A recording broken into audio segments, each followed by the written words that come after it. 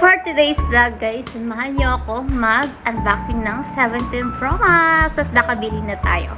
So let's go!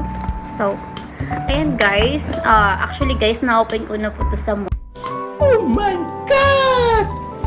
Wow! Mall to check na yung nabili natin is good and sa settings din. So, arat! Buksan na po natin.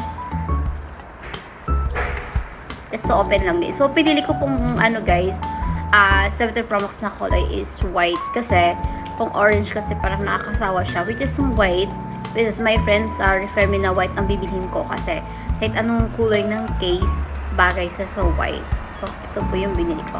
At ang kinuha ko pong gig is 512 gig.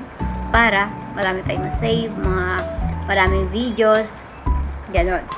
So, ayun guys, ito pong nabili ko sa 17 Pro Max. Wala po siyang kasamang adapter. Bumili lang po akong sariling adapter. Tapos, ang kasama lang po niya ay yung lang po. Ito lang yung kasama niya. Ito lang po yung kasama niya. Yung cord lang. So, that's it guys. So, deserve ko to kasi sariling sikap, sariling pagod, pinag-ipunan, pero hindi inutang, cash direct.